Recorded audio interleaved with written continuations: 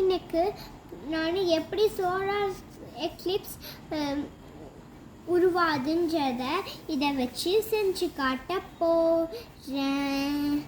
Sun தன்னைத்தானே சுற்றிக்குது, தன்னைத்தானே சுற்றிட்டு சன்னை சுற்றி வருது, மூன் ஏர்த்தை சுற்றி வருது.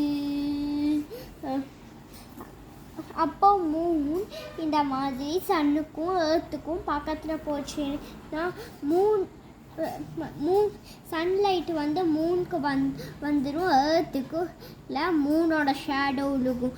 அதனால் மூன் இப்படி நகர்ற வரைக்கும் ஏர்த்துக்கு மூனோட ஷேடோ தான் இருக்கும், சன்லைட்டே கிடைக்காது.